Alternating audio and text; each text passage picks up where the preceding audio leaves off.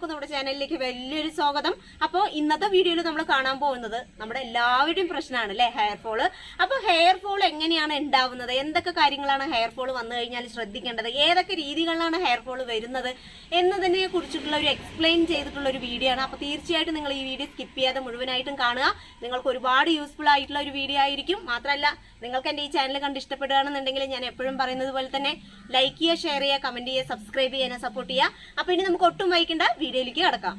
അപ്പോൾ ഏറ്റവും ആദ്യത്തെ ടിപ്പ് എന്താന്ന് വെച്ചാൽ, നമ്മുടെ മുടി കൊഴിയുന്നതിന്റെ ഒരു പ്രധാന കാരണം നമ്മുടെ പാരമ്പര്യം തന്നെയാണ്.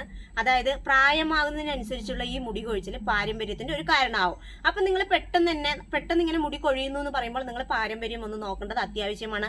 അതായത് നിങ്ങളുടെ അച്ഛനോ അമ്മയ്ക്കോ അല്ലെങ്കിൽ നിങ്ങളുടെ കുടുംബത്തിൽ ആർക്കെങ്കിലും ഇങ്ങനെ ഒരു പ്രത്യേക ഒരു ഏജ് വരുന്ന സമയത്ത് ഇങ്ങനെ മുടി കൊഴിച്ചിൽ ഉണ്ട് എന്നുണ്ടെങ്കിൽ നിങ്ങൾ പാരമ്പര്യം ഒന്ന് ചെന്ന് നോക്കുക, അതായത് ഒന്ന് ആലോചിക്കുക. അപ്പൊ അവർക്ക് മുടി കൊഴിച്ചിൽ ആ സമയത്ത് ഉണ്ടായിട്ടുണ്ട് എന്നുണ്ടെങ്കിൽ തീർച്ചയായിട്ടും നിങ്ങൾക്കും അങ്ങനെ ഒരു പ്രശ്നം ഉണ്ടായേക്കാം. അതായത് നമ്മുടെ ശരീരത്തിൽ ഉണ്ടാവുന്ന DH എന്ന ഹോർമോൺ നമ്മുടെ ശരീരത്തിൽ അല്ലെങ്കിൽ നമ്മുടെ തലയോട്ടിയിലെ ബ്ലഡ് സർക്കുലേഷന്റെ അളവ് കുറയ്ക്കുകയും അതുമൂലം നമ്മുടെ ഫോളിക്കിൾസിന് കംപ്ലൈന്റ് വരികയും അതുമൂലം നമുക്ക് മുടി നന്നായിട്ട് കൊഴിയാനുള്ള കാരണത്തിനൊക്കെ ഇടയാവാറുണ്ട്. അതായത് നമ്മുടെ റൂട്ട്സിന് അല്ലെങ്കിൽ ഫോളിക്കിൾസിന് വേണ്ട പോഷകങ്ങളൊക്കെ കിട്ടാതെ വരുമ്പോൾ നമുക്ക് തീർച്ചയായിട്ടും ഹെയർ ഫോൾ ഉണ്ടാവും. അപ്പൊ അങ്ങനെ ഒരു പ്രശ്നം കാരണമാണ് ഈ DHന്റെ പ്രോബ്ലം കാരണമാണ് നമുക്ക് ഈ നമ്മുടെ തലയോട്ടിയിൽ നിന്ന് നമ്മുടെ മുടികൾ കൊഴിയുന്നതും പാച്ച് ആയിട്ട് കാണുന്നതും അതേപോലെ നെറ്റി കയറുന്നതും ഒക്കെ അതിന്റെ ഒരു പ്രധാന കാരണമാണ്. പിന്നെ അതൊന്നും അല്ല നമ്മുടെ പ്രശ്നം എന്നുണ്ടെങ്കിൽ വേറൊരു കാരണം എന്ന് പറയുന്നത് നമ്മുടെ ജീവിതത്തിൽ വരുന്ന ലൈഫ് സ്റ്റൈലിന്റെ വ്യത്യാസം കാരണവും നമുക്ക് ഇങ്ങനെ വരാറുണ്ട്. അപ്പൊ ആദ്യത്തെ ടിപ്പ് എന്ന് പറയുന്നത് അതാണ്.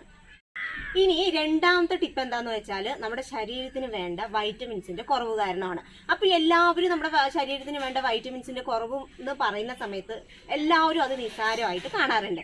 അപ്പൊ അതിന്റെ ഒരു ഉദാഹരണം പറയാം. പെട്ടെന്ന് ഒരു 25 അല്ലെങ്കിൽ ഒരു 27 അല്ലെങ്കിൽ ഒരു 30 പ്രായത്തിനിടയിലുള്ളവർക്ക് പെട്ടെന്ന് ഹെയർ ഫോൾ വരുവാണെന്നുണ്ടെങ്കിൽ നിങ്ങൾ ജനറ്റിക് ഒന്ന് നോക്കുക, അതായത് നമ്മുടെ പാരമ്പര്യം ഒന്ന് നോക്കുക.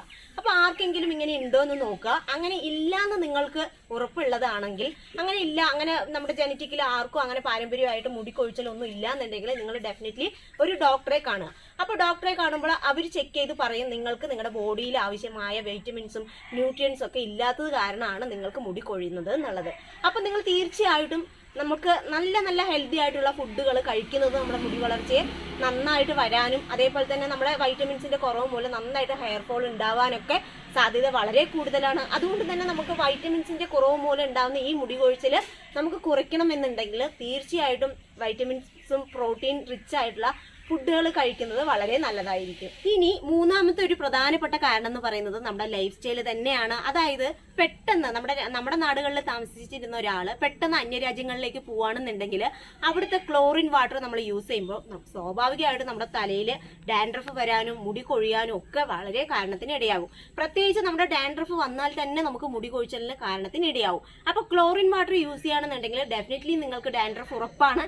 അങ്ങനെ മുടി കൊഴിച്ചൽ അനുഭവപ്പെടാനുള്ള കാരണത്തിന് ഇടയാവും ചെയ്യും. നാലാമത്തെ കാരണം എന്താന്ന് വെച്ചാല്, മുടിയിൽ നമ്മൾ യൂസ് ചെയ്യുന്ന ക്രീമുകളും ഹെയർ സ്പായും കേളിങ്ങും സ്ട്രൈറ്റനിങ്ങും ഒക്കെ തന്നെയാണ് നമ്മുടെ മുടിയെ ഡാമേജ് ആക്കുന്നത്. ആദ്യമൊന്നും നമുക്ക് ക്രീമുകൾ യൂസ് ചെയ്യുമ്പോൾ അതായത് പെട്ടെന്ന് നമുക്ക് അതിന്റെ റിസൾട്ട് ഉണ്ടാവില്ല. അതായത് നമുക്ക് ആദ്യം ക്രീമുകളൊക്കെ യൂസ് ചെയ്യുമ്പോൾ നമുക്ക് യാതൊരു പ്രശ്നങ്ങളും ഉണ്ടാവില്ല. മുടി നന്നായിട്ട് സ്മൂത്ത് ആയിട്ടും സ്ട്രോങ് ആയിട്ടും ഹെൽത്തി ആയിട്ടൊക്കെ ഇരിക്കും. പക്ഷെ കാലക്രമേണ ഇതിന്റെ ഉപയോഗം ഇങ്ങനെ കണ്ടിന്യൂസ് ആയിട്ട് വരുമ്പോൾ കാലക്രമേണ നമുക്ക് കുറെ കഴിയുമ്പോൾ നമ്മുടെ മുടി സ്വാഭാവികമായിട്ടും നമ്മുടെ മുടി കൊഴിയാനും തിന്നായി വരാനും ഉള്ള സാധ്യതയൊക്കെ വളരെ കൂടുതലാണ്.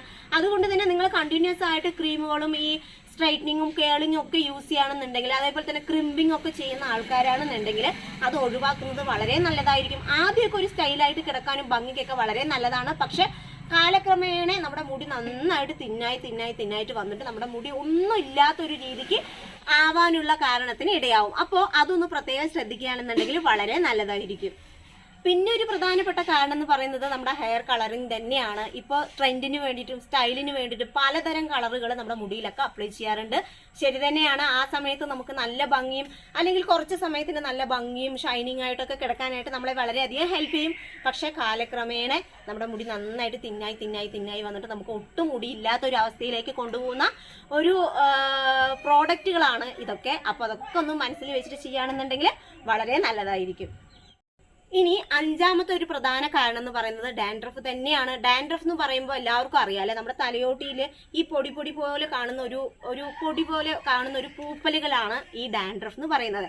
ഈ ഡാൻഡ്രഫ് നമ്മൾ തുടക്കത്തിൽ തന്നെ കെയർ ചെയ്യണം. കെയർ ചെയ്യാതെ ഇരുന്ന് കഴിഞ്ഞാൽ, നമ്മൾ കെയർലെസ് ആയിട്ട് വിടുകയാണെന്നുണ്ടെങ്കിൽ ഈ ഡാൻഡ്രഫ് നമ്മുടെ തലയിൽ ഇരുന്ന് അങ്ങനെ പുറ്റുപോലെ ആവുകയും നമുക്ക് നമ്മുടെ തലയോട്ടിയിൽ പുറ്റു പോലെ ആയിട്ട് നമ്മുടെ തലയോട്ടിക്ക് ഇൻഫെക്ഷൻ വരാനും ചൊറിച്ചിൽ വരാനും നമ്മുടെ ഫോളിക്കിൾസിനൊക്കെ കംപ്ലൈന്റ് വരാനും ഒക്കെ വളരെ കൂടുതലായിട്ടുള്ള ചാൻസ് ഉണ്ട് നമ്മുടെ ഈ ഡാൻഡ്രഫ്.